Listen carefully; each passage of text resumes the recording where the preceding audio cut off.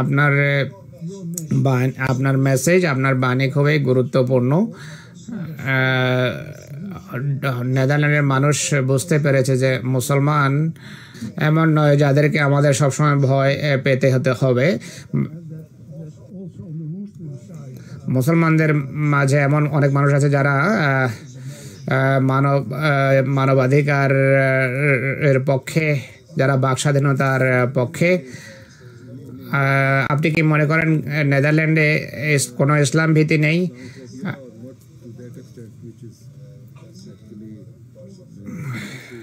যা পাশ্চাত্যের উন্নত আমরা দেখতে পাচ্ছি, দেখি পাশ্চাত্যের অন্যান্য দেশে ইসলাম ভীতি আছে। আপনি কি মনে করেন নেদারল্যান্ডে নেই?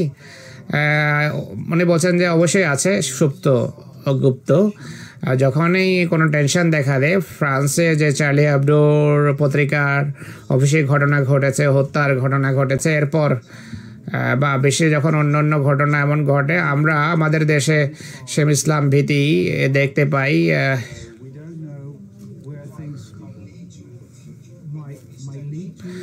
অবশ্যই এমন টেনশন আছে, এদেশে ইসলাম ভীতি রয়েছে দুর্ভাগ্যবশত।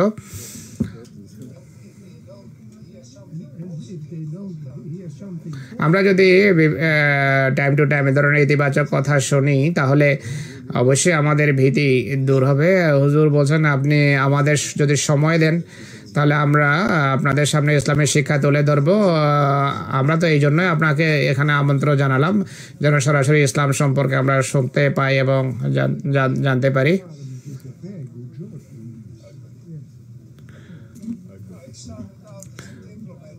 আমি একজন কূটনীতিক, আন্তর্জাতিক বিষয়ে আমার গভীর আগ্রহ আছে। তো মুসলিম বিশ্বে যা হচ্ছে তা নিয়ে সত্যি আমি চিন্তিত। আমি মনে করি আহমদিয়া মুসলিম জামাত একটা নতুন দৃষ্টিকোণ তাদের রয়েছে বিশ্ব শান্তি সংক্রান্ত, যাতে মানবাধিকারের দিকটাও রয়েছে, বাক স্বাধীনতা, গণতন্ত্র তারা পক্ষে। পাশ্চাত্যে এটি সম্পর্কে জানা আমাদের জন্য গুরুত্বপূর্ণ। নতুবা মানুষ মনে করে সব মুসলমান একরকম। তাই ইতিবাচক যে সমস্ত দিকগুলো আছে এই ধর্মে, তার দিকে আমাদের কর্ণপাত করা উচিত। আমি আমার বস উইল্ডারের পার্টির সদস্য ছিলাম। আমি মনে করতাম যে ইসলাম, তাই যা পত্র পত্রিকা আপনি পড়েন, প্রচার মাধ্যমে বলা হয় যে ইসলাম অসহনশীলতার শিক্ষা দেয়, সন্ত্রাসের শিক্ষা দেয়।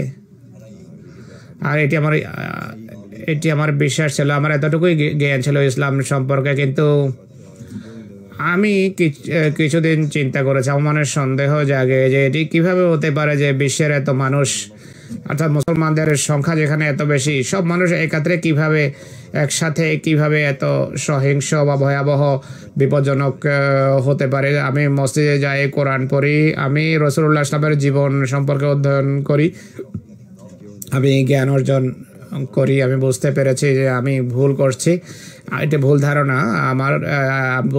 দেখতে পেয়েছি ইসলাম সত্যি একটা সুন্দর ধর্ম।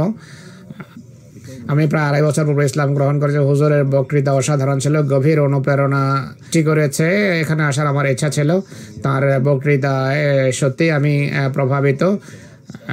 পারস্পরিক সমঝোতা এবং সম্প্রীতির যে বাণী তিনি দিয়েছেন, তা সত্যিই বিজ্ঞোচিত। তিনি অনেক ভুল ধারণা যা ইসলাম সম্পর্কে রয়েছে তা দূরীভূত করার যে চেষ্টা করেছেন, তা সত্যিই ইতিবাচক একটি কাজ তিনি করেছেন। আমি মনে করি এটি খুবই গুরুত্বপূর্ণ বিষয়।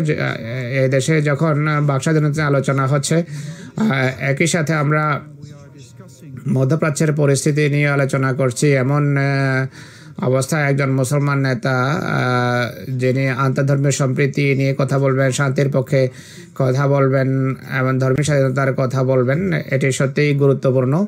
এই তিনটি দিক নেদারল্যান্ডের বিতর্কের কেন্দ্রবিন্দু। ধর্মীয় নেতার এটি নিয়ে আলোচনা করা সত্যিই গুরুত্বপূর্ণ বিষয়।